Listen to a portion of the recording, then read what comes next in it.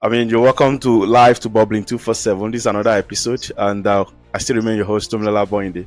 Today, I have a big fish. This is someone I've been following on LinkedIn for a while.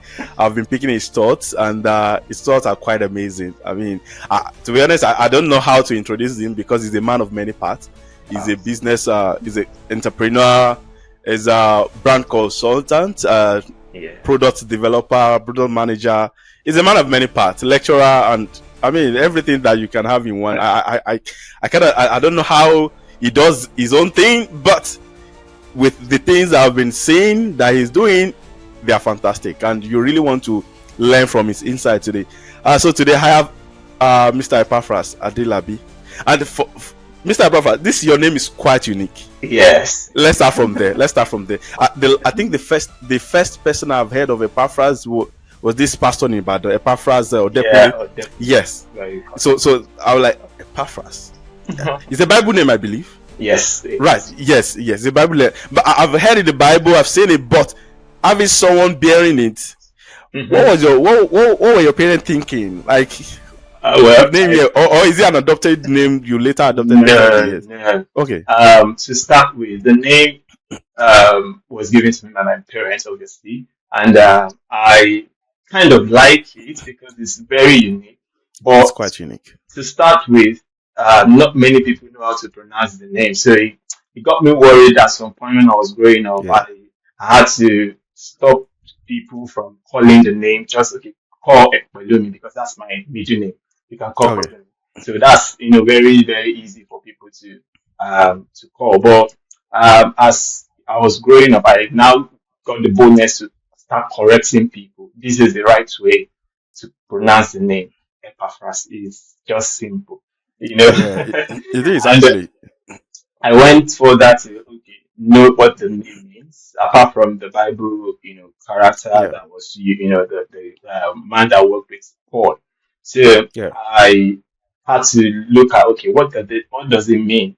So it's a very lovely name. It means handsome, it means charming, it means lovely. So which is beautiful. Which is something I now cherish, and I would be happy if we have many Epaphrases today. I believe that you would have going forward because the name is quite unique. I love it. And I love how it sounds. It's just beautiful in its calling, right? Yeah. Epaphras. It's quite unique. We have a conversation would be in different parts. Because you're a man of many parts. I watched a couple of your interviews where you talk about human-centered designs and innovations, product design and innovations. Then you also talked about sustainability in building product roadmap. Figuring out the sustainability in the building process rather than wiggling it as you go. Exactly. Right. This is just to tell you how in depth and how far I've gone to really listen to your thoughts and then read your thought leadership pieces that you have out there. But I want us to pick this conversation before I really deep dive into that conversation. I want to know about your personal journey so far. How you studied microbiology. Great. Right. Yes. Akumba Koko, right. Yes. Right. And moving from microbiology, how did you find yourself in the product space, in the tech space? All right. So I studied microbiology, and not that I don't like sciences, but what I love the most is colors. Yeah. So I have this fantasy for colors. When I see colors, or if it's not sitting properly or not well blended, I get that's I'm just kind of saying, oh, this person should have done this way, and that pushed me to looking at design. So I started doing designs on my own, self-taught.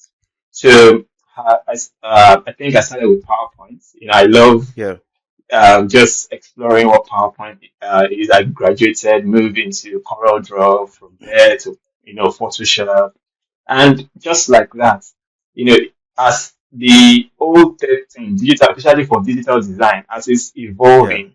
So I try as much as possible to key myself also into that, evolvement. So I don't want to be left out. I also want to be part of that, what we call digital transformation. So Yeah. that's it. So, and that pushed me into working for different organizations. So I worked as a creative director for some other organizations before, setting to start up my own business. I started my own brand as well. So I started Carry Digital, which is focusing mainly on helping businesses and brands to showcase their brand. So Yeah. in any form. So we start with the design, we push further to maybe the marketing side of it. Then that's how or that's how Epaphras is. And for teaching, because that's also one of the things I do. I'm also a lecturer. Yeah. So before the lecturing. So after I at work, and I had just that no, okay, you've done this, you've done that, you had your microbiology, you went good, you had work experience in creative industry. Why Yeah. not have something on management? So that's what brought me to study my master's. So I had to study management. So yes, so it's just for me to be able to bring everything under one umbrella. Yeah. Yeah, so Yeah. that's why you will see on my profile I have NSC management, University of Yeah. Africa. So yeah, having said that, for teaching, I'd always love the young people. I have that very sweet love for them, in inspiring them and wanting them to be a better version of our own generation. So Yeah. that's that's where that love for, or the passion for inspiring, motivating came up. So I started that even while I was in Nigeria before moving to the UK. So Oh, okay. I've been going. There's a project I usually do. It's called secondary. Um, uh, well, okay, yeah, secondary school outreach project. So Okay. it's a outreach where we go to different secondary schools, teaching them some values, and something that will help them career-wise, and with the way things are evolving. So I've always loved the teach, and that was one of the experiences I shared. I never thought in proper school, but Yeah. that was part of my experience that I shared and got me the job to lecturing Or to I mean meet my that qualification. oh that's actually you've had your hands in different areas, Exactly. and these are very key areas. I have to admit, and Thank you. I want to bring you back to design. Yeah. I so let's start our we just want to start conversation right Okay. Okay. from design. You loving colors. Yeah. I mean, what does for me? This is where I would say I started my career from. Mm. This is not even career. I am a creative artist, I know. right? I studied creative arts in the university. I went to Okay. School of Arts, right? Lautech Mm. School of Arts, and I studied creative. I majored in graphic design, and I mean, Yeah. 5 years, yeah, for years. And for me, colors means a whole lot to me. Colors can Exactly. be emotions. Yeah. Colors can be Yeah. when there's in terms of psychology part of it, then in Exactly. terms of the visual representation part of it, in Hmm. terms of the communication. Colors means many things to me. One color can mean many things depending on mood, depending on whatever Yeah. conversation, whatever context Yeah. that we can apply it to. So from your own end, coming from someone not from that creative background, Yeah. right? But you're coming from microbiology, then you pick your interest in the love fantasies for colors. Now adapting that to testing your ability out Oh as a yeah. self-taught. What was the process like for you, and in your discovery journey, what were the things that you discovered, and maybe there are things that you still get to remember now, you're like, wow, maybe I could have done it better. Oh, these are interesting times. Exactly. So for me, it started very early. If I should remember to place it, maybe not exactly, but it started Yeah. very early. I think at the age of 10, when I started, using the computer. Yeah. Thanks to my father, we had this computer at home. I just sneaking. I started playing games at first. Then Yeah. from games, I just let me be productive. for once, at least. Let me just Yeah. try to be productive. So I spoke to myself, and colors spoke to me. Like each time I see colors, designs, or banners, flyers, I just pick it up and want to see how can I recreate this. Yeah. That's what just comes to my head. How do I recreate this design or this banner?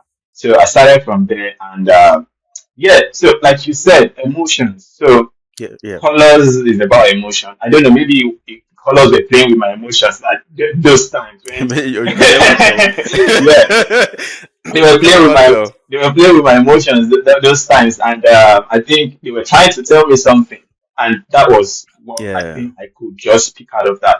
And I would be great. I would say I'm grateful that I picked that up and I was able to utilize it along that journey. Along So the yeah, journey, along the yeah, way. I yeah, think it's very, and most of the work that you do, product design is something that, when it comes to color, is very important, very very very because you important. have to use color to tell different stories. And even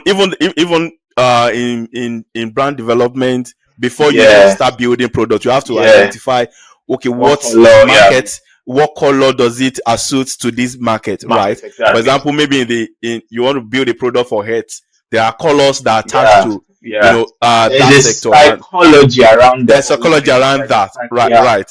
So how do you now approach? Let's now come to product development Okay. properly. Now, how do Yeah. you approach your using color psychology Hmm. in product development, and ensuring that while you're building product, while you're building product for usability, you're Yeah. also ensuring that you are developing that journey, and then telling your color stories to assuage emotions of the users. So one thing I would always say is a product is also a brand.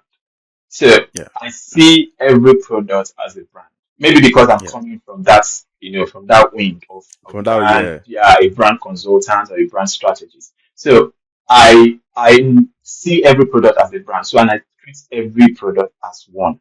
So the first thing I want to do is what exactly are we trying to achieve with these products? Yeah. So that is the first question. If I understand, okay, this is what we want to achieve, this is where we are going to, the vision behind this product, then it's the job is very easy for me as a product designer to be able to sit down and create a story around that product. So Yeah. it's not just about, oh, this color, this is the color that everyone is using, or this is the color that, this is the text. Again, we know about fonts. So this is the fonts that big Yeah. brands are using. So it's not about following what others are using. It's about Yeah. the vision of that product, the what the product is set to achieve. Then if we can have that as as a first thing, then I think we are going to create a product that users will be able to relate with and make good use of it. So it's about the experience of whoever is going to use Yeah. that Right. Yeah. product. So yeah, so for me, I would say we need to understand the vision. We need to know where we are going with that product. Then we can create something very user friendly, and it will align with what the vision is saying. Yeah, Yeah, I actually agree with you, because I've been involved in quite a number of product development, great. right? Most especially around, strategic innovation. Hmm. Then even before the product development, there are some scientific background you have to make sure that you take the boxes, Yeah, and one is research, yeah. right? Research plays a big impact Product in development. product, yeah, in product development, Yeah. because beyond the visibility study, Hmm. beyond the market survey, market study, you want to understand, number one, yeah, yeah, there are problems, you have identified problems, right? Mm. And then you know well, that problem that you've identified might be a hypothesis. You Mm. need to either confirm, Yeah. or yeah, or the Yeah. other way around, to that, yeah, to that hypothesis, right? Mm. And research plays a whole huge impact in Exactly. that. You need to understand, okay, aside the pain point of the users, of your Mm. proposed users of your Yeah. product, Yeah. what's the market, is the market ready for it, Mm. before Mm. you even know that your market fit, Yeah. for that market. In some of the products that you've worked with, have you had to do all of this. Maybe you did some research, look at the market research, competitive, and look at the landscape, do your analysis, and then look at everything and you take, okay, we are good with this. And then you've built the product, and maybe the users have their challenges, or maybe you think that it's not market fit yet. Or I would actually love to know what have been some of the challenges you face in these areas of conversation. All right. So I would say not all products will be 100% accepted. So True. because it's new to the user, they would Yeah. definitely have some, some comments about it. And Yeah. except for, rare cases, let me just put it out, except for rare cases. So for challenges as a product designer, I've, encountered help, really helping users to really understand what we have, put Yeah. together or created. So Yeah. I think that's the challenge of every product designer out there.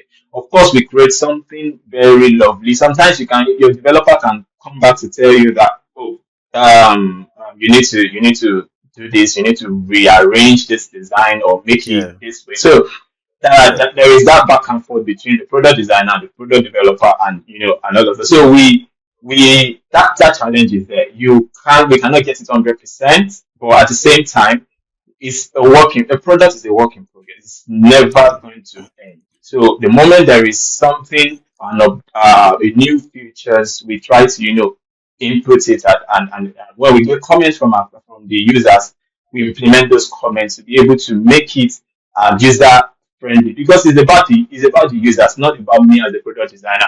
I may be Yeah. thinking something in my head, oh, this is very, very lovely. Or I can put this. But Yeah. again, Yeah. when you use it, it's not relatable. The users are not really interested in it. So it's about Yeah. them, not about me as a product designer. I have the Yeah. skills. I know the technical know-how, but still, it's still about them. Yeah. So Yeah. that's what I would say. So yeah, that Yeah. can be the Yeah. challenge I sometimes. agree with you. I think that makes me remember this conversation. I think was it maybe our sixth episode or seventh. I had this conversation with a startup founder in Sierra Leone. Oh. Yeah, he's one of the tech trailblazers in Sierra Leone. Hard is on the e-commerce platform, and we talked around uh the feedback loop Mm. to ensuring that and one of the points he made was founders often get lost in the fantastic product that they have built, Yeah. and then they Yeah. forget the fact that it is the It is not users there. that Yeah. it is the users. What you can think that you have built the best product out there, I'm but telling you. the users are the ones that would let you know that actually this is the best product that we have used so far, right? Mm. So and that takes me down to even the build art itself, the product developers and the product Hmm. builders Hmm. itself. Sometimes I've seen this happen a couple of times. Because I work with quite a number of them on different projects, and they think, oh, if we push these features, if we Yeah. push this feature, this is the best. This will give them, and then you discover after the pushing, you discover that the users actually they don't need They're that not feature. engaging with it. They are not Exactly. engaging. You just envisage that this is something that will be fantastic, will solve these problems, but Mm. there are actually no problems to the users to solve this. They are actually asking for another thing entirely. And what's your take around this? How do you ensure, how do you, as a product designer, how do you Yeah. ensure that the designs that you are building, the flows that you're building actually ensures that it makes life easier for the users? Of course. So the thing is, first, we like I said, it's not about us.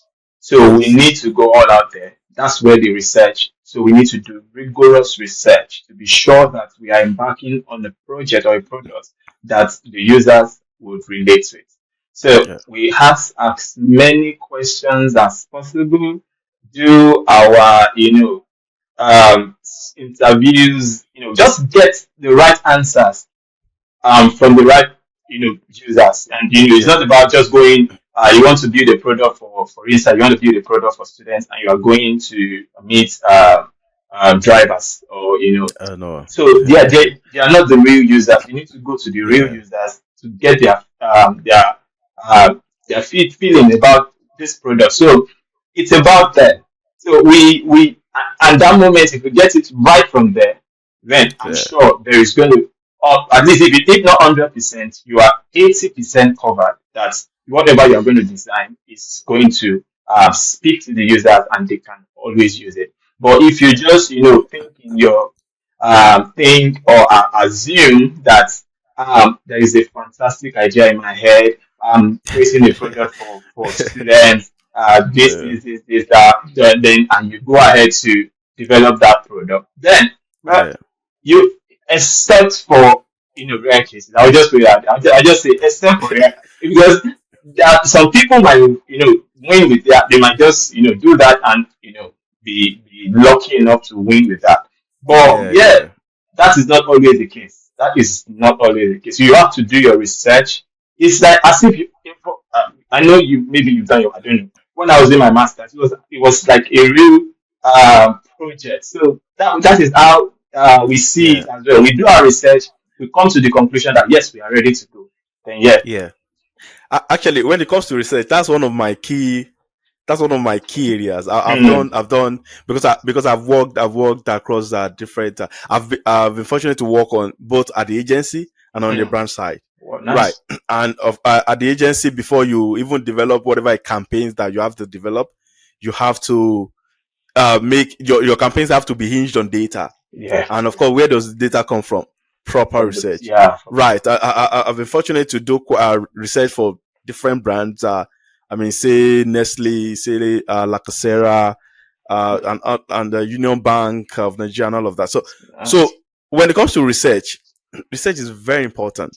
Very, very. Like it's very important. Sometimes you have assumptions, and when you go to the feed, you discover that this I mean your assumptions are your assumptions that they are not it. Like Yeah. yeah, they are Yeah. just they are just opinions of a few.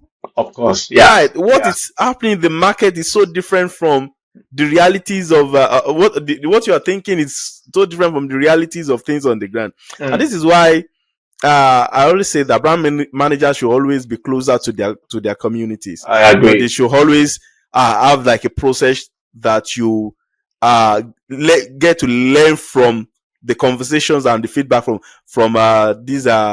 the customers. I remember then too, because I also managed the online communities, about like 10 brands together at that time then. Mm, So some of those conversations, feedback actually led to campaign development yeah. from the brand. It led to product development, the whole Development. product development, then led to repackaging.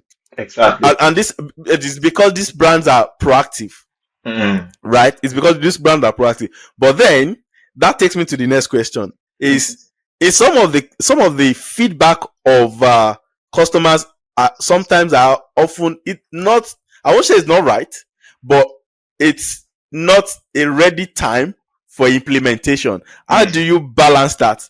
Like you're getting feedback, but you know that you within you, with your intuition, you know that this particular feedback is not something that we should push now. How do you balance this? Well, we need to first look at what percentage is that feedback coming. So if Yeah, it's about 70% of your total audience or the total users on that yeah, platform, then I think it is maybe the right time to go ahead. But if yeah, it's not up to 70, for instance, it's just about 20% of the users that are really complaining about that, I think yeah, you are still good on this. So you have to just wait yeah, until you have like more people maybe complaining or giving feedback about these certain features on that product. So I think it's about what percentage. So that will determine how fast you will react, or maybe slow down a little bit to get it right. yeah, And you also want to go back to think, okay, if we do this, is it going to yield any result at all? And yeah, if we don't do it, is it going to stop people from using the product? So It's about the percentage. How many people? So that's where the data comes in. So how many Comes in, people yeah, yeah, yeah, are yeah, really making comments about that product, all the features in that product? Then yeah, can now see, oh, it's time for us to make that changes, or to tweak it a little bit, or had yeah. or to respond to that feedback, right? To that feedback, yeah, yeah, yeah. Actually, that's true though. That's true though. Because at the end of the day, they are the users, Of course. right? Yeah. They are the users, and you also have to ensure that whatever, not all demands, but Yeah. like you said, when the percentage of the populace are demanding more, for that, you of course you have to, because if you don't provide it for them, they They'll are find they are other competitors. options. Yeah. They find other Yeah, there are options other options, and it's so easy for consumers or for users to to jump. pivot to like so easy. It's so easy. More so when that other option is providing, so it's providing Yeah. maybe some better, it can be better service, or they also have their own unique selling point. And the truth Yeah, is, for I won't call brand names. So the truth is, for many users, they have like yeah, 2 to 3 type of that same of product, of course, on their devices. So yeah, of they will course. they will switch to the next one and switch to the next one. With of course. Right. Funny enough, I am not that kind of person. For me, Um, I believe in why fix what is not broken. yeah. Mm. Mm. To be honest, I believe in why fix what is not broken. Once I am, I think I'm one of the market, or one of the category of users where once you are the first mover and I use your service and I enjoy it, Mm. I don't look elsewhere. Yeah, it's loyalty for me too. I think I am, maybe because we are more Well, in, yeah. yeah, So maybe, for me, maybe. yeah, for me Fair too. enough. I think I'm the same kind of person. When I think that's a fair argument. when I use a product, and at first I enjoy it, so I Mm, stick to that product. That's loyalty.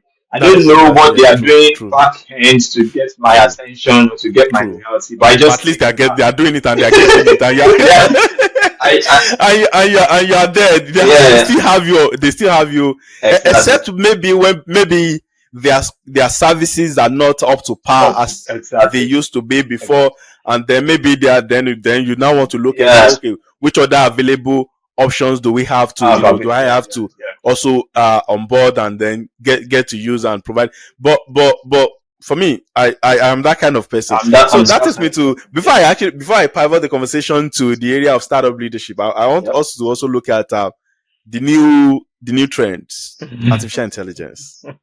It's really defining things. Mm. uh we have now, with AI, you have automations. Yeah. You have for me, I work, at least now I would say I work deeply more at the tech side Mm. now, right? At least before, it's more of the campaign strategy development, social media ads and all of that. From now, I do more of the CRM, more of Mm. the the automations, yeah, I do more of, then personalization, segmentation, then come to lead scoring. Now we have different tools and platforms that can do that, so that now you can get to engage really, or like before, where you do the more of the blasting and all. Now you can Mm. get to really engage your customers and meet them at different touch points. Mm. So for product development, product Yeah. design, how is artificial intelligence changing the game for you?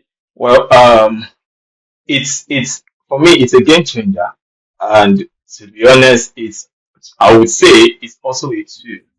So Yeah, I've always said, again, we need to just collaborate with it, and is yeah, the fear of it taking people's job is there, but at the same is time, there? if we know how to manage it, we can really utilize what the tool is really out there for Yeah, us to do. So, of course, AI is changing how brand are viewed. So, but if we go back to the essence of what branding is, or what yeah, design is all about, it's about emotion. So that is timeless, and that is what users want to feel. They yeah, want to feel like they are connected to this product. They want to feel. that, and no AI can give us that. As human, we need to all, yeah, we pass that emotion on into our designs. So, yeah, a strong brand always, it's all about trust. So it's about the trust, it's about the values, and it's about the emotional connection yeah, that connects the people to the product. So for me, yeah, that's it. It's that emotions. So AI is there to ease but yeah, the stress throughout the journey, but at the same time, we still have to infuse that emotion, connect it to yeah. the users that we use it, because as we are the designers, and we can also relate with what maybe to some percentage relate with what the users will also feel. Yeah, yeah. To be honest, I also agree with you because it just speaks to at the moment. I Mm, had conversation with I think what that was episode 3 with my friend. We went to same latest coverts together. mm, He's a painter. He's a poet. He's a social communication expert. Is an embodiment of creativity. I would say. mm, Um, at the moment, so from that conversation, that conversation led to a whole just like maybe this conversation too, mm, that conversation led to a whole column, mm. so which is being hosted by Tech Pali Africa at the moment. So we have like 10-part series. We are in episode 2 Mm. this week. Wow. So the third part will be released on Monday, and the conversation is on AI and creativity. Mm. How how it's imparting creativity, how to adopt AI for your creative block, Blog, yeah. and the unlocking creative block, and then without killing creativity. And Exactly. this speaks to one of the and part of the argument has always been around emotions. AI, of course, it's about patterns, study patterns and whatever, but Yeah. the nuances are lost, Yeah. right? That emotion, AI doesn't have the history, it doesn't have your own lived experiences, Of course. right? Yeah, and these are the things that you have to now with brand building. We are also both brand builders. These are the Yeah. things you infused in your storytelling. These are Hmm. the things Hmm. you infuse that AI There, mu- cannot give you. there must be that human touch. That yes, there There must must be be that that. human. Yeah, the Exactly. stories, the lived experiences. Mm. These are still ways that, like you said, brands can still remain timeless. But Yeah. Yeah. in all of this timelessness and timeliness and whatever, what do you think are being fundamentally redefined in Mm. how brand approach human consumer connections and All right. So interactions with yeah. artificial intelligence? Mm. So the truth is, technology is changing the way brand listen. It's changing the Yeah, way brand speak. yeah, It's yeah, also changing the involvement has been. So AI will let you run thousands of creative tests in seconds. yeah, yeah, It can yeah, even predict what the customer might need before they even ask. yeah, Give yeah. you We that, now have predictive analytics. Yeah, yeah, give you yeah, that personalized journeys. But at the same time, yeah, what we do, let me say 5 years ago, is like one size fits all. To yeah, be honest, yeah. we do like, oh, we believe I agree. this is what everybody should. We do one Yeah, size I fits all. agree. But and campaigns, I know you are into the campaigns. If you look at campaigns, might be Yeah, slower yeah, then, but now with the whole integration, the CRM and everything is making campaigns, making everything automation very, very, very fast. yeah, So the tool is changing the game, but the reason why people yeah, are connecting with the brand has not changed, which is the trust. yeah. If True, true, true. Coca-Cola today, oh, I call the brand. If Coca-Cola today It's fine. stop being about happiness, if we look at the Yeah, story around Coca-Cola, it's about happiness, about yeah. the fun It's of about it. happiness. Yeah, If they stop yeah, being about that, then no amount of AI will save them. So true, AI is true. redefining the canvas, it's giving us new ideas and Yeah, everything, but the purpose still remains timeless, which is trust, which is stuff. So yeah, that's it. true, true. I mean, true. I remember that 5 years ago I was at the agency. Yeah, I was at the agency 5 years ago, and like you said, just like you said, the things have changed. Before you believe, oh, this is Yeah. what's happening, right? But now with predictive analysis, for example, we have platforms like Salesforce, the Marketing Cloud, where you Yeah. now have Einstein. Einstein can predict that, okay, this cost, this is number one. This in terms of the lead scoring, with this, if you reach out to this particular set of customers, Mm. they are based on the how he has been able to predict it, they are able to convert. Now you can get to know you. Now you can actually put funds behind your campaign, and you know that, okay, with this I should be able to get this certain number of Yeah. conversions, right? Conversions. Yeah. Or like before, where you have to okay, let's try Just this, then data. iterate, come back to the table. Oh, that doesn't work, how best do we approach? But Exactly. now you can have an idea, okay, if I run this campaign and I do segmentation, the retargeting and everything, I can be able to capture this particular community. And Mm. it's changing. A lot of tools are changing the games now. Mm. Mm. A lot, and how why a lot of tools are changing the game now. Mm. We now have some, I'll call it brand sameness. Mm. Sameness in the sense that you now have brand, because of the auto dependency on generative AI. Yeah. You now have brand sounding the The same same. Yeah. in their content, in their copies, and you sometimes when you look at what this one posted, and you look at it like, isn't that this the same copywriter that wrote that? This sea of sameness. How do you stand out as a brand in this sea of sameness? Mm. So again, human touch, is we cannot leave it out. We cannot just Yeah, leave that out. So uh, the fact what you just said is very, very, very true, because if we start speaking the same way, it means that everyone is maybe getting the same thing from the same place. So from the same, yeah, who want to yeah, be different? So there is that that takes us to the place where we need to sit back and we say, let's do things, let's apply the human touch to what we are doing. We don't want to yeah, leave it all to AI. We know AI is very resourceful, it's very useful, helps. But at the same time, we don't want to leave it in the hands of something that generates what every other person is using. So there should be a way to yeah, blend it to speak the language of the brand or of the product, to be able to yeah, make the user feel connected to that product. So yeah, I think we still have to make our stories, or around the brand, authentic, the by brand, not losing that human touch that makes that that human brand touch, yeah, very, very relatable. Right. yeah. And we're at the time now that originality is very key. Mm, mm. Like originality is very key now. That originality and that Yeah. authenticity that Yeah. we've been shouting in the brand war, like, oh, you have to be That's authentic, authentic. you have to be the community, you have to be original, and all of that. It is now that is we are now at the critical point that all of these words that we've been throwing around are actually very critical, And it's right? very important. We've yeah, very important. We've been on the Mm. side of the brand builders.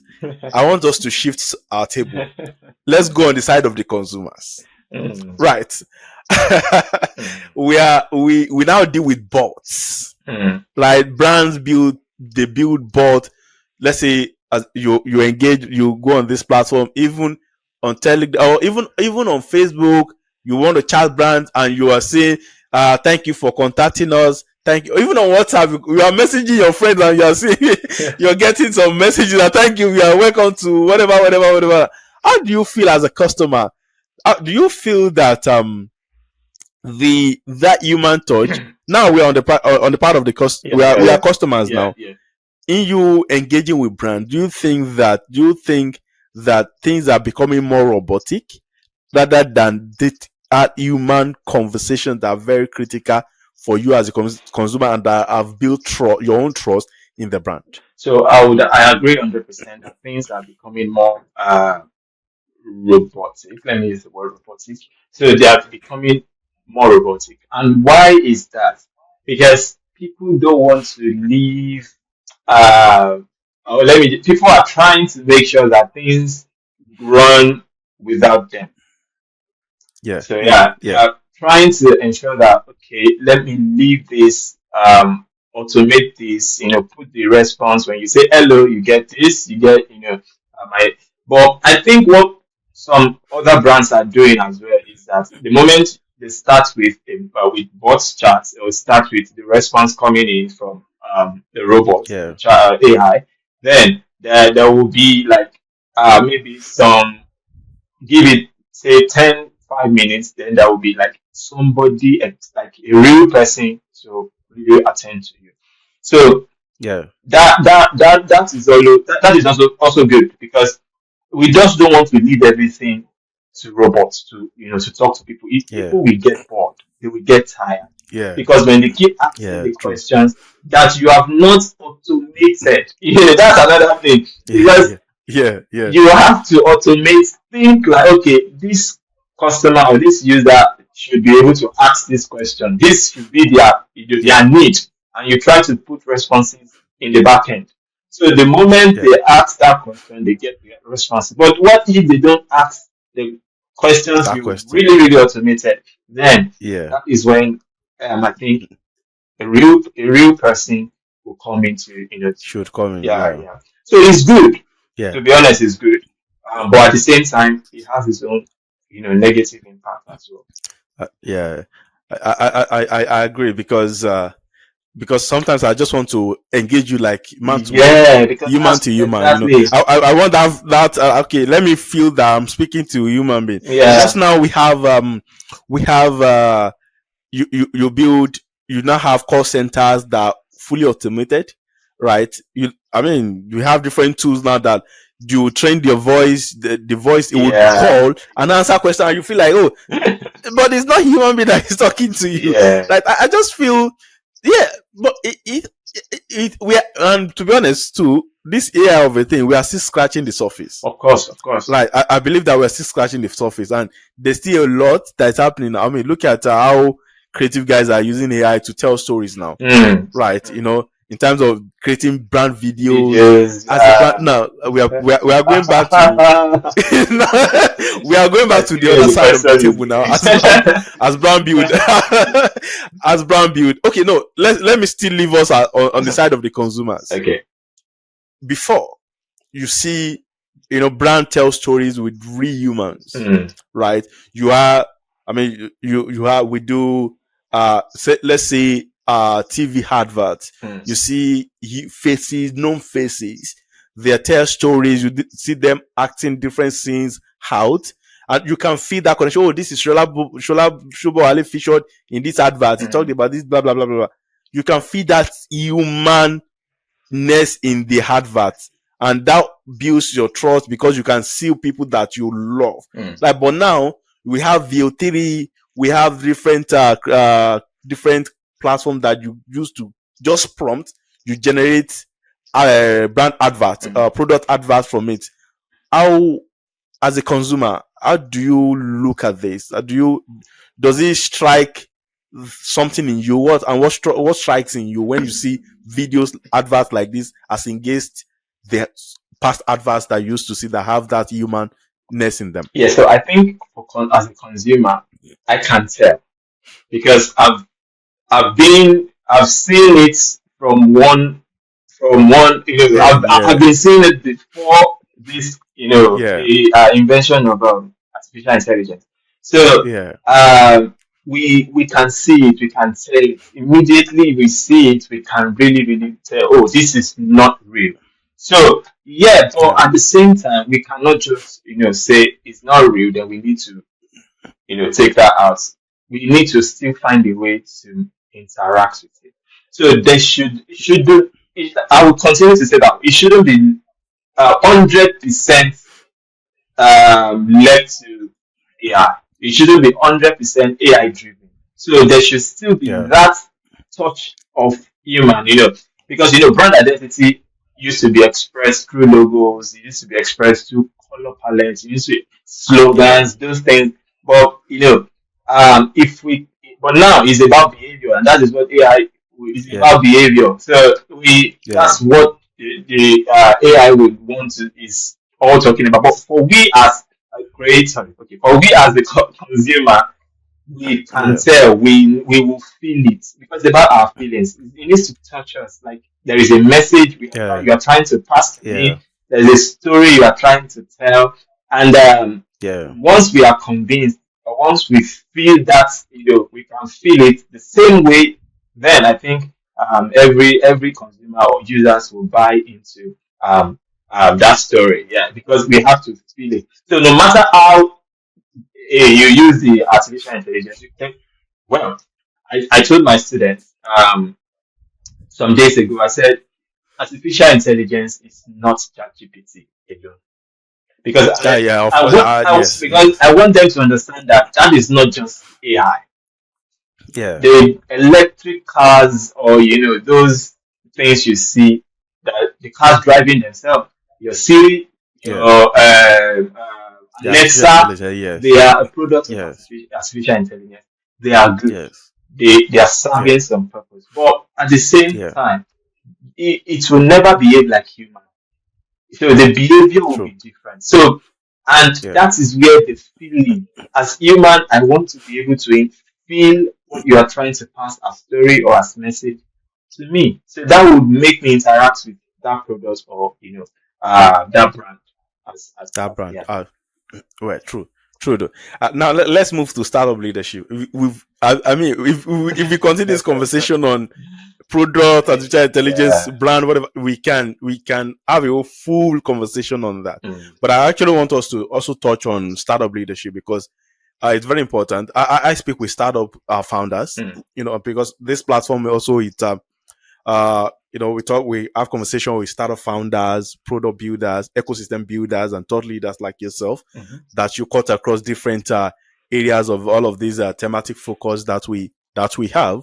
And based on the article that I read, I really want you to also stretch it further, in part of the note that you've written, because sometimes it's always good when people also hear what has been written, right? mm. And I have like maybe like four questions around that. And Okay. one is around navigating the leadership paradox, I would say. I mean, because you in that article you touched on balancing the need for rapid decision making, and then with a steadfast long term vision, Mm. right? I would want you to kind of speak to this. I mean, what do you mean by balancing that the rapid decision making with a steadfast long term vision as a startup founder? So, as a startup founder, you need to understand your vision. It needs to be clear from the start. Yeah, Why am I doing this? Am I doing this yeah, just for profit, or am I doing it? Profit is non-negotiable. We need the profit. But am I of doing, course, of course, am I doing of this course. just for profit, or I'm trying to solve a problem? So, Yeah, if yeah, you can balance that, and get that very clear from the start, then the ideas that will flow in line with that vision yeah, will tend towards what you want to build. So I think yeah, that's where the decision making will come in. So what exactly am I building, or who am I building this for? What yeah, problem am I solving? If you can get that clear vision from the start, and that will lead you to the long-term goal of that entire company. So the yeah. vision keeps the team focused. The vision keeps even the product useful. Make the users want to use it. I'm moving against the product. So, To the product. I so understand. I understand it perfectly. I makes do. it makes when you have a clear vision. I think that's where it starts from. When you have that clear vision, the long term goal, and we just fall through. Your ideas will start to Yeah, come in. You start thinking in line with the vision, then you build on it, and it becomes a long time goal for the entire company. So again, I said before that a vision keeps the team very focused. So yeah, the fact that we have trends, we have a lot of things moving. So, but the vision, when you can align the trends to your vision, good. yeah, It can still help, even your long time goal. So every long time goal also has their own short term, achievement. So yeah, you have that long time. This is what we want to achieve in the next yeah, 20 say 2035, but you have to start from somewhere. So you have to yeah, create bits of that long-term goal, yeah. achieving it one step at a time. You can't rush it. At the time, yeah. There are So milestones to yeah, achieve. Yeah, yeah, you have to start breaking it down into, it's just like you want to eat. You can't swallow the whole food at once. You have to, No. pounded yam. Let me. Yeah. You have to take it one, one. Why banded yams though? I'm from Ondo State, so, Okay, I'm from Ijesha, so I understand. Yeah, I love so. so you have to take it one. You can't just swallow the whole bowl. You have Yeah, to take yeah, it, in different muscles. yeah, Yeah, one side. So that's how we operate as a business, or as, that's as yeah, startup founder.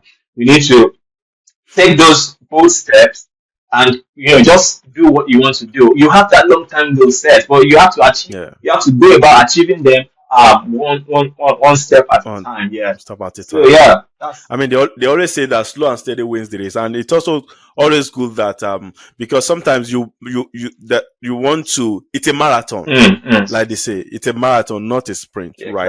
exactly You have a vision, maybe 20 years you want to achieve this, but you also need to break that vision into into a bit milestones. Okay, what are the milestones you want achievable to goals. achieve? Achievable goals, very achieve smart goals. Let it be smart, Yeah, right? yeah, You know that okay, within this time period, we should be able to achieve this. Okay, if we achieve this, what will be the next milestone we want to achieve? And fortunately, you might even get to achieve that milestone before that yeah. The set set out time. Yeah, yeah, because set out it happens. And sometimes there are some lagging periods in which you also need to factor into the next phase of the you, because you should always most come especially back. in Yes, let me yeah, just say that. yeah, Let me just say this. You should always come back at every point you get to say, okay, you also need to do like, what do we call, like, assessment. thank you very much. You also need to do So yeah, assessment. Like, okay, where yeah, am I now? yeah, What's the next thing for us to do? And still yeah, look at the vision. Are we still, yeah, speaking, or on track. are we in exactly? Are we still looking at achieving this vision, or are we that, Yeah. gone into another thing? So we always need to come back to do that assessment. I actually I agree with you. Actually, we always need to tie back. When you look at okay, we've done this so far. Mm. How are all of this stay in track with our long term vision? Yeah, Are we still in line, or we have stepped a bit aside? We need to come back to track. We need to align, or what are the things we need to remodel such that yeah, we are still on that right track, and we still ensure that okay, that vision that we have, we will still get to achieve that. yeah. I mean, that's so clear on that, and I really appreciate your thought on that. So I mean, that takes me to the next question. And you talked about digital fluency without technical coding skills, right? Yeah. So I there have been and at the moment there have been quite a lot of we have different startup founders who they don't know. I don't want to use the foul language. I want to be careful with my word. They don't know whatever on whatever they are building. They are the idealist. Yeah. Idea, the visionary. They know they have the creative idea of what the product should do, what it should achieve, and what solution they what are problems they want to solve with the product. But they don't know how to put the code together. For those founders, what are the indicators that will suggest that they are engaging efficiently, in that process. So rather than just delegating them to others, delegating the task and the coding, whatever, to other people. So, So the engineers and all. yeah, my idea around digital fluency is you being able to still communicate around whatever product or whatever problem you're trying to solve. So, fine, good. You might not be able to do the coding. You might not be able to even put the designs together. You might not be able to do the marketing, but as a founder, you Yeah, still need to have, you still, that's where the digital fluency, you still know how to communicate around each of these areas that put up the products together for you. yeah, So, so that when a developer is talking about the codings, talking about the functionalities, you'll be able to add your own values to it. You'll be able to add your own yeah, say to yeah, it. yeah, If a designer is talking about the Figma, talking about the width, you should be able to say, okay, this, I understand what you're saying, but I think we can look at it from this area. So we for founders, we should have that. You should be able to. Uh, that's just the best word that when I was That putting can, together. yeah, So digital I know what you're fluency. saying. So digital Digital fluency, friends, yeah, yeah, you need to be able to speak that language, and that would make your team engage with you and also want to yeah, put in their best because our founder knows knows his onions, yeah, or about knows this. what he's saying. So yeah, Yeah, if you don't know what you're saying, then your team will believe that they can just do anything and just put it out for you, and yeah. you just believe that, oh, this is good. They said it's good and it's good. Yeah. So There's one thing I actually want to circle back on what you said, that mm, even if you don't know this, if you don't know this, and then you touch the marketing, even if you are dumb as a marketer, you should know something about marketing. Because number one, uh talk about investors. In, yeah, yeah, talk about investors. You have the first marketable product exactly. before even your As products, a founder, yeah. right? As a founder, right? So you first need to be able to market yourself, Mm-hmm. and you also need to be able to convince investor. Which, if you don't have some marketing tactics or gimmicks or knowledge, Yes, then how would you pitch? I agree. Like, so I agree. even if you are dumping all areas, you should know something about marketing. Marketing, yeah. And these days now, even personal brand is very important, which also it falls under marketing, because you Mm, know to be able to tell your story mm, on across different platforms. It's one of the conversations that, in fact, it's one of the plans that we also have in place as Bubbling 247 to organize some webinars for for early stage startup startups, founders yeah. in the That's nice. across different continents, because we're a global storytelling platform. So it's very important that you tell your story as a founder now. So Mm, which means you need to know at least one or two things about marketing. yeah.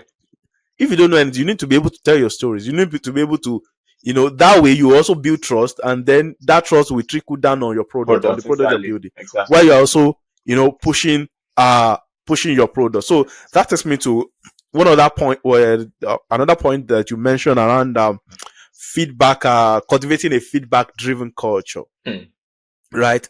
And making sure that just to ensure that the feedbacks are not just only frequent, but they actually shape the strategy pivot in product improvement and product development. mm. Like, what are the other thoughts that you want to speak to these areas of conversation, So and I yeah, think as a founder, feedback should be a culture for you.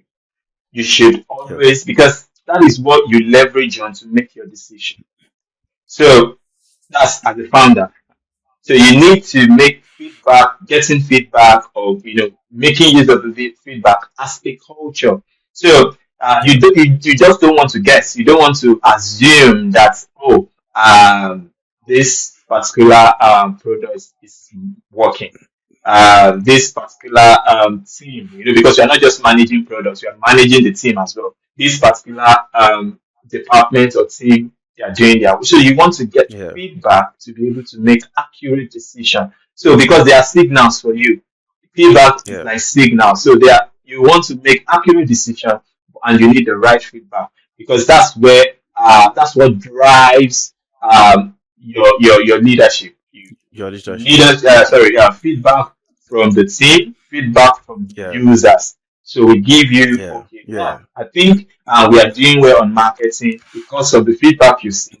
And I think we need to focus more on internal, success as a team generally. So yeah, you'll be able to put, one plus two together to get together. what exactly you need to do. And I mean, talking about leadership, yeah, it was one of the points you also mentioned. You talked around the need for charismatic leadership, and then the need for mm, sustaining trust and engagement through charismatic leadership. mm. What number one is, what is charismatic? What do you define as charismatic leadership, and why is it so important for startup founders at this critical moment? So charisma in its own word, it's gifts. So that's what you mean. So yeah. So for charismatic leadership, a leader that is bold, can touch every area of every maybe not at the same time, but can touch every Yeah, area around his product or the business. So you are trying to solve a problem. So you yeah, must understand every bit of what you're trying to solve. You must understand why you are doing what you are doing. So a Yeah. charismatic leader will put the team first, put the before himself. It's not just about you. Your people are working for you. So I'm trying to Yeah. talk about other things that brings up a charismatic leader. So a Yeah. charismatic leader is not just someone that lead by action alone. Someone that also ensures that people understand, is bringing people also on the journey. So you don't want to Yeah. do the work yourself, because when you do the work yourself, it's going to weigh you down. So why have you brought people together? Yeah. So, but at the same time, you, as a charismatic leader, you want to ensure that people get to understand why you are doing this, Yeah. and make them follow you through the journey to be able to even make things very, very easy for you. So yeah, Yeah. is Yeah. all round, as a charismatic is I an think it all also round success. affects it affects it influenced rather it Yeah, influenced team cohesion. exactly. It influenced team cohesion and performance. So that I think being charismatic is very important, most especially in terms of the because now people also look at the outlook of the founder itself, Mm, right? mm, uh and also how, because now we have brands, aside from telling the story of the brand, they also tell the stories of their everyday lives, yeah, yeah, right? What happens at the office, yeah. how, and you can, through those videos, you can tell the relationship of the founder with the staff. Mm, You can, yeah, you can tell. So, and this, they are being charismatic, most like in most cases, for those who are charismatic, they also show through these videos and mm, through these communications that they put out. That takes me to one other some of the other areas of conversations in your other engagement. This is not the article now. In some of your other speaking engagements, okay. you talked around sustained growth, for sustained growth in digital business startups, today, most especially in economies where they have limited infrastructure and the capital access, Mm, and where capital access is yeah, uneven, yeah, right? yeah. How do you maintain sustained growth in this area? For example, we are facing in Nigeria today, in terms of the economy is not stable. Mm, There's data, yeah, they have achieved this level of stability, but when it comes to the impacts on because of high cost, mm. inflation, and other cost of things, the impact on digital businesses, how do in areas like this, in during challenging times like this, how do you as a startup founder sustain growth? So it is not easy, to be very It's honest, not. especially in It is. Yeah. it's not It's easy. not. So yeah, um, you just have to be charismatic. Okay. Okay. You have to be charismatic. You have to think, because you have a goal you have set for yourself. Yeah. So, Yeah.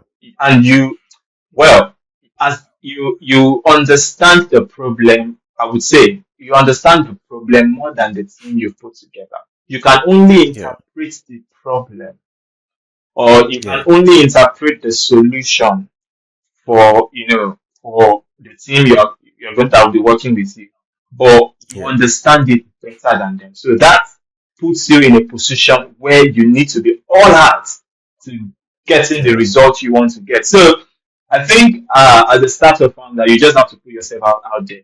So there will be Yeah. people who would believe in you and believe in your I'll, product.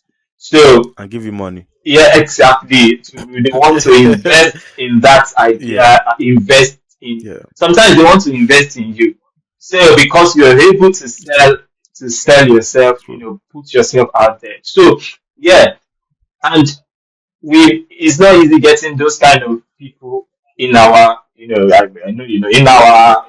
Yeah. You have to go out. So how do you get them if you Yeah. don't put yourself out there? So If you yeah, don't push yourself out you just there, have to yeah. be very, very charismatic to get that done. That I mean that I agree with you. That's actually quite important, and Mm, take me to uh uneven capital access, challenging economy, mm, startup, of course, lean structures. mm. Now we're talking. Now let's talk around. Okay, you are. How do you attach? How do you maybe attach or leverage their lean structures, and in all of the midst of these challenges to still talk about scalable models, mm, because now investors want to fund models that are scalable, right? They want to fund projects that are you can scale beyond your borders, mm, right? So that way they know that even if this particular model, this particular whatever that you're building, if it does not achieve the set success in this market, we can take it to another market and then expand it and then scale it. In all of these lean structures, when you're scaling, it stresses your lean structure, mm, right? Because you need more capacity, you need more grit, you need more, and finances are not there. How do you balance this? mm. So, so even the best ideas still meet resistance, like they still meet their obstacles. Yeah, So it's about yeah, consistency. So it's about you, yeah, even through the rejections, you still have to launch either ways. Even still through yeah, the failed launches, yeah, um, science as a science, yes, person, when we were told and we read that when the electricity was about to be discovered, it took number of years. So it took yeah, number of failed attempts to until I yeah, think about 1,000 to get it eventually done. So you yeah, can't just stop.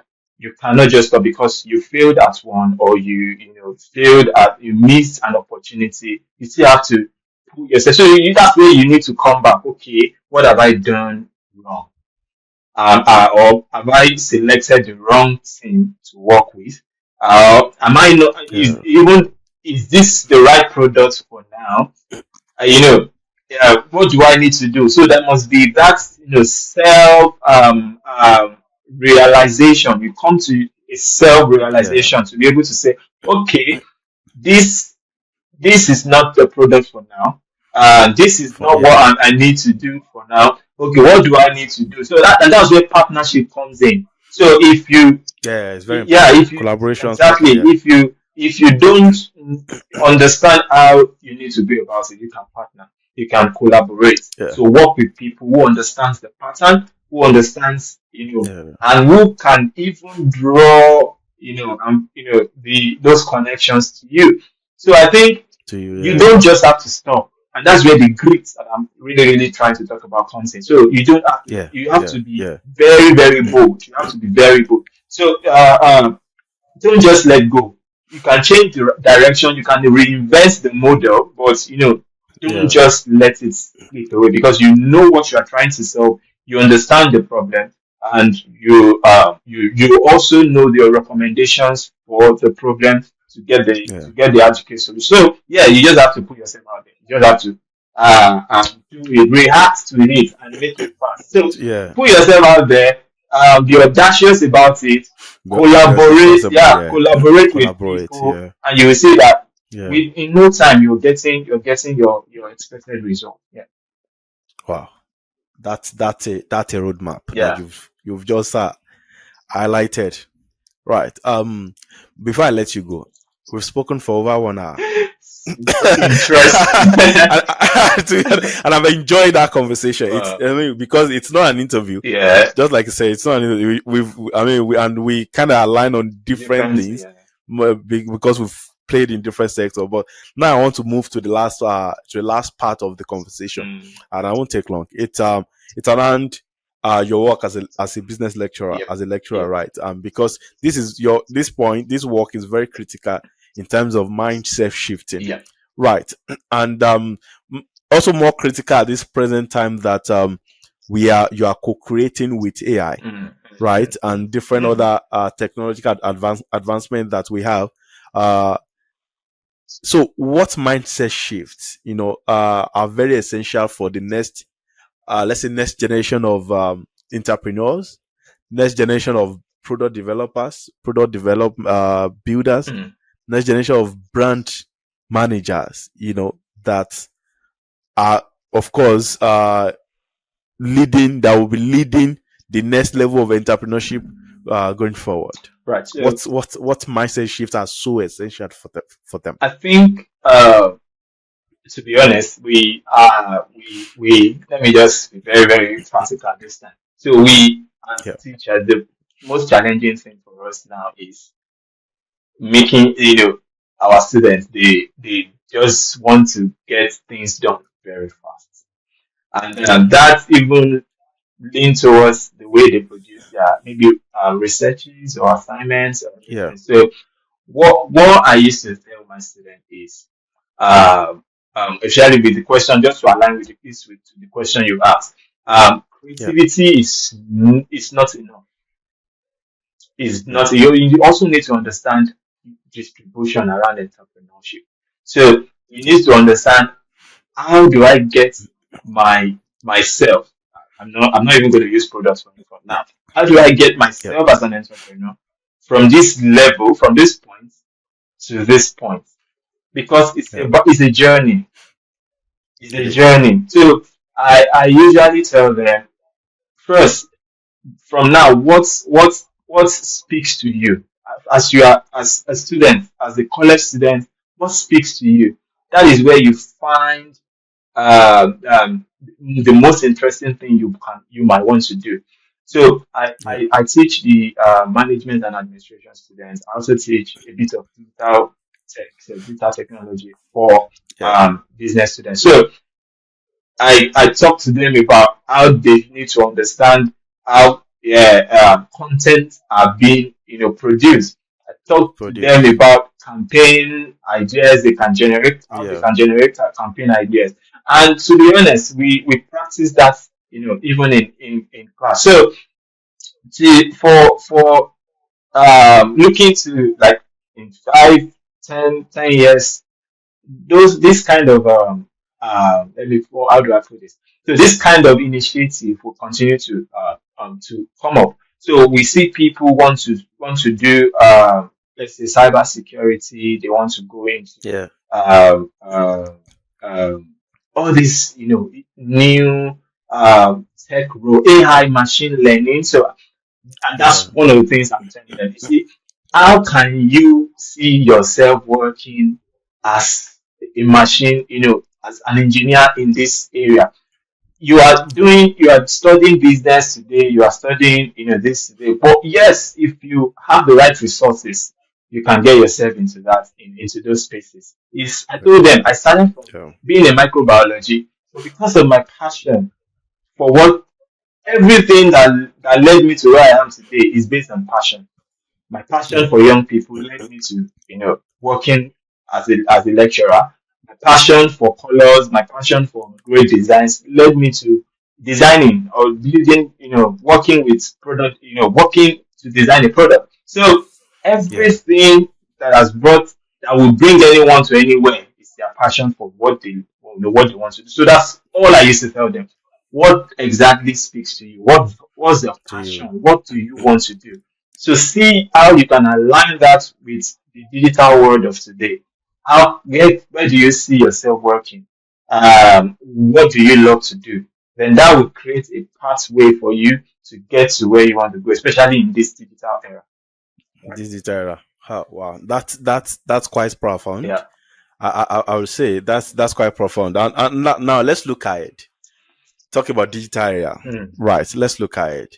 What do you think will be defined as successful, mm, right, in this digital era? I mean, in terms of this is successful business, digital business, because yeah. we talk Yeah. about Yeah. technology, Yeah. we talk about Yeah. the leadership part of it. Then we've not even spoken about the culture. Culture, because how technology is redefining what culture means. Mm. In within organizations, startups, and even society as a whole. So, what would you say we can call a successful digital business or successful business in this digital era? So if I'm to, Looking ahead now, yeah, not now. yeah, I know. Now looking ahead and where the world is shaping So to go. if I'm to rank it or to place it, I would say culture Yeah, comes first for me, because mm, you want to be identified, and that is, you whatever you portray as a brand is your culture. Yeah. So Yeah. whatever you also portray as a business is your culture. So Yeah. your stories, your vision, the core values, they come about to be your culture. So I think that is very evidence for whatever. Either you are a tech business, either you are, a fashion business, either you are into whatever. So your culture is it should be strong because that's what holds you Yeah. together as a business, and that is what you will build upon to take you Yeah. to that say 10 years to Yeah. come. So that's what we need to start culture. So we should not allow the reinvention or the evolving Mm. of artificial intelligence to shift that culture. Very You important. know what that song no no. So we should not allow to shift the culture. To You get. shift the culture. Okay, I got that now. Okay, I got that now. I got All that now. right. So Well, that's I mean that's quite interesting. To be honest, culture is very important yeah, because yeah, it is culture defines a whole lot of things, right? exactly, Even in terms of perspective exactly. and Yeah, in terms of how we approach things, and for brands, really, culture also ties down to the community and how the culture influence how people belong to the community. agree. And it's one of the even conversations that we've not even had Mm. around building community, as most especially in the next the time that we find ourselves now. Brands who build communities, they win more because people, consumers, feel that sense of belonging. Yeah, They see a brand as a they have that sense of belonging. They believe that, okay, we own a piece of this brand, right? Even if normally even they are not shareholders of that brand anyway, but at least the brand has been able to build a community to give them a sense of belonging, that, okay, this brand is for you. mm. Selling that customer centric approach Approach. to Yeah. customers, and making them Even feel like, yeah, yeah, even as an employee working yeah, in a company. So culture attracted you to that. yeah, Yeah. to So that, a culture will company, attract yes, the right talent. So yes, true, you're true, looking to work with Google. You're looking to work with true. Microsoft. It is the culture It's the culture, that that attracts you to that. yeah, And if your culture values transparency, it values empathy, it values innovation, yeah, it will automatically integrate technology in a integrate, way that yeah, feels human. So right, so yeah. yeah, Now, sorry for the last time before I let you go. okay. Right.